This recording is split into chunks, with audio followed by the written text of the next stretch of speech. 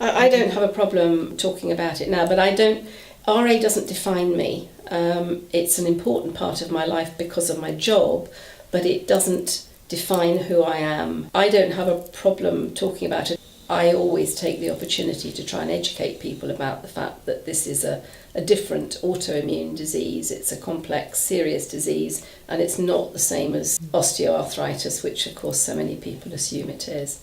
They don't really understand the seriousness of it.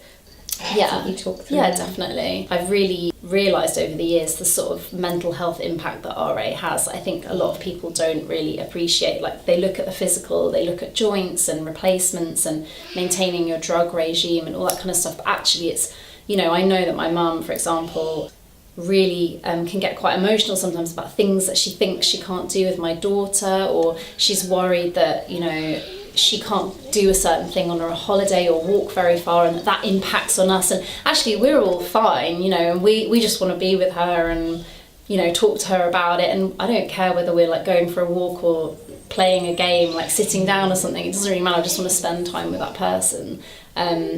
Yeah. And what advice would you give to people who've got a family member living with RA?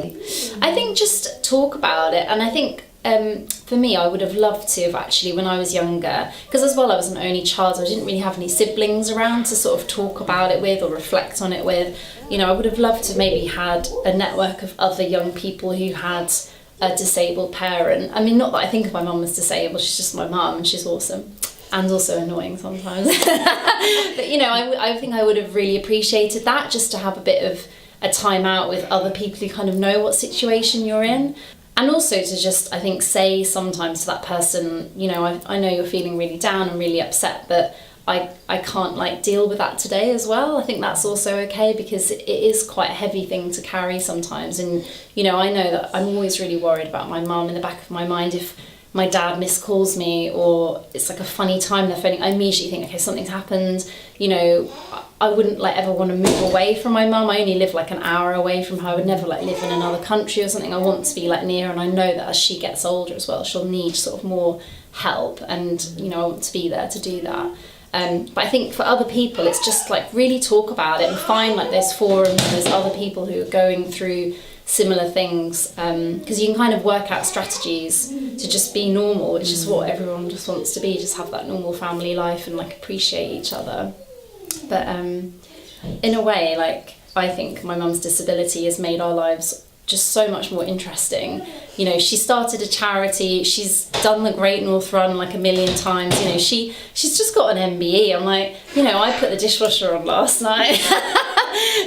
I didn't really do anything with my life yet, so, you know, she's really inspiring, and I think it like really challenges and makes your life interesting in other ways. So I just appreciate her even more. And my father had ankylosing spondylitis, and my parents came from a generation that didn't really talk about their health problems, and so my mother spent a lifetime patching my father up to get him back to work on a Monday. And it did affect me because I never really had a proper relationship with my father until I was in my 20s, really, and that was directly as a result of his disease, because it was shut off from us, and therefore a part of him was shut off from us, and I never wanted to do that, so I've always talked about it.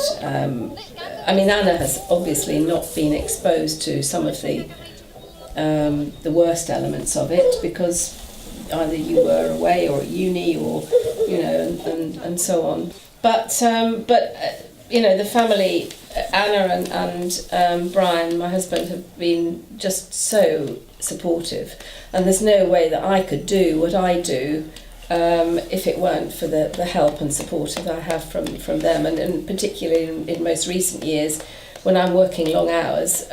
Brian does all the cooking, and, you know, that's hugely helpful to me, because I come home after doing sort of 10 hours without a break, really, and I'm shattered, and the thought of unloading the dishwasher or, you know, doing things like that is a step too far. And I think cooking, even although I love cooking, is you know, him taking that job away from me is great, because that's really, really helpful.